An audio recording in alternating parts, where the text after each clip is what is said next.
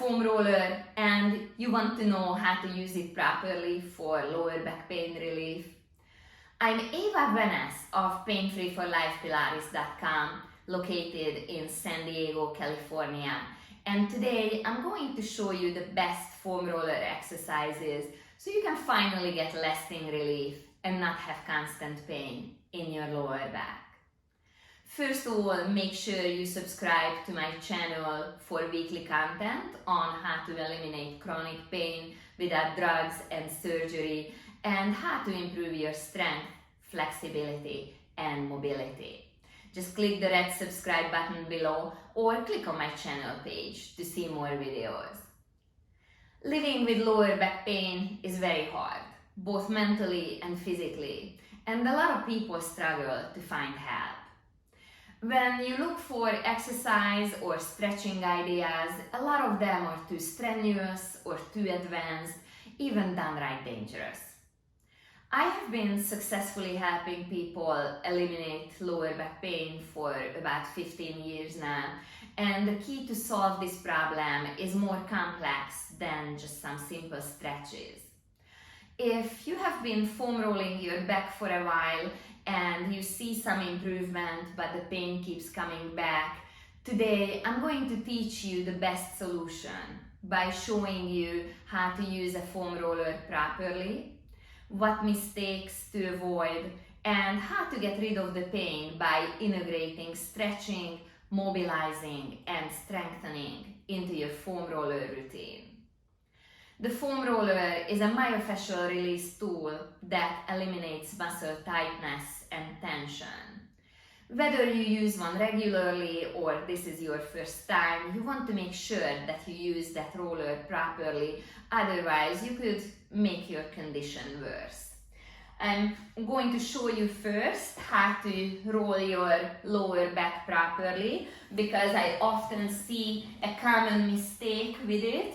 So what you want to know is no pressure on the lumbar spine. We do not want to roll the lumbar vertebrae on the foam roller. So you're going to angle your body a little bit. That way you're only rolling the right side, and after that later on the left side of the lower back. We are not rolling across the lower back. So let's start on our right side. Put your right forearm behind you on your yoga mat. Feet are hip distance apart. Lift your hips off of your mat and position yourself that there is no pressure on your lumbar vertebrae. You're just on the right side of your lower back, right where your kidney is. And let's just start moving back and forth on the foam roller.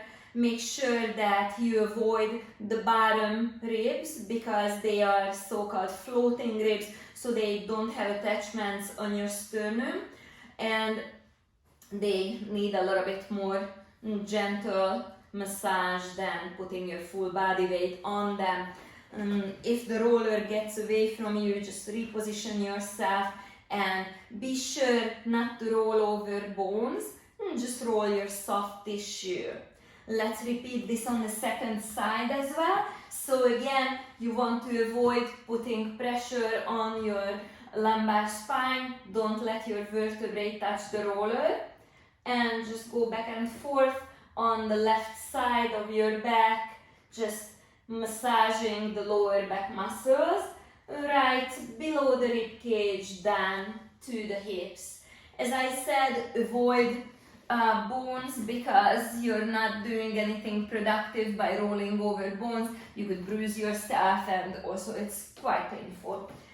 Then walk your feet a little bit further out. Now you're sitting on your foam roller. Then position yourself again so you end up just sitting on the right hip and just start moving back and forth.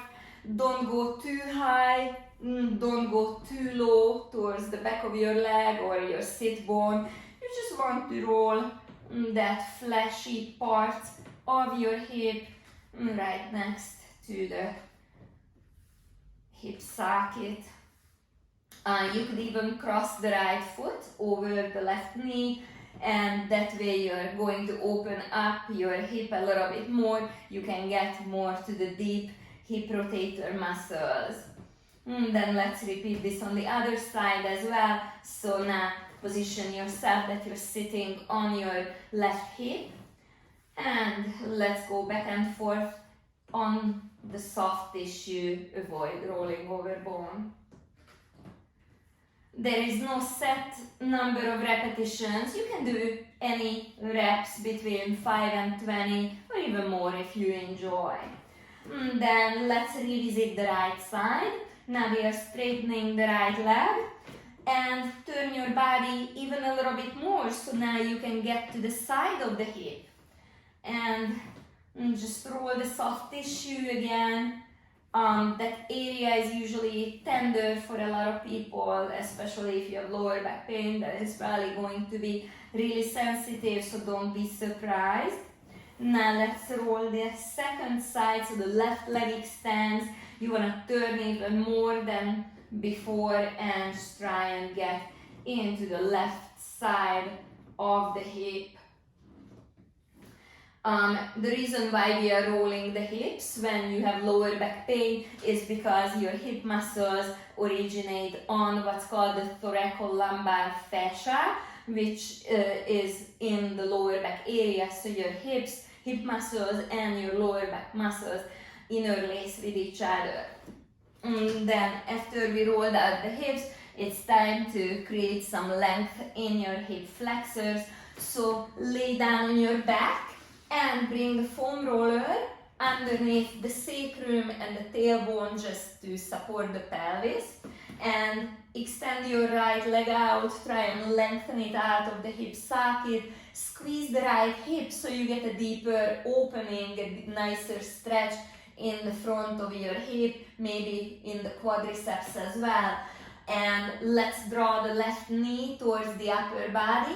That will further elongate the front of your right hip. The reason we are doing this is because your deep hip flexors originate on your lumbar spine. When they are in a shortened position, then they are going to pull on your lumbar vertebrae, creating lower back pain. So if you have only been rolling your tissues, then you want to integrate this stretch into your foam rolling routine. Then we're gonna move the foam roller down underneath the feet, and this is going to be a bridge, which is a really good strengthening and mobilizing exercise.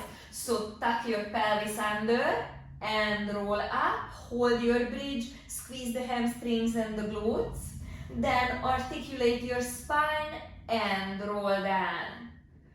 So this is a strengthening and mobilizing exercise. When people have lower back pain, they usually have weak hips and weak hamstrings. So this strengthening component of the bridge will help you get rid of your lower back pain. Also, when you roll up, you want to move every little vertebral segment, because lack of mobility in your back and in your hips will also lead to lower back pain. Now we're gonna roll up one more time. And now as you roll down, stop your hips right above your mat, sway the hips side to side. Now mobilize your spine in what's called the frontal plane. Then stop in the middle, tuck under, lift back up, roll the hips to the right, and roll down the right side of your back, square off the hips, lift back up, turn to the left, roll down the left side of your back, and let's repeat this once more on each side. This is mobilizing the spine in what's called the transverse plane. Then let's come up on our knees.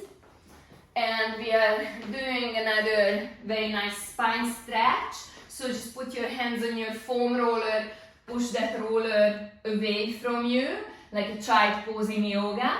And then hollow out your stomach, round your back like a cat, bring the roller back towards your body, then push it forward, elongate your spine, then tuck your pelvis under, round your back like a cat, bring the foam roller towards you. Let's do this twice more.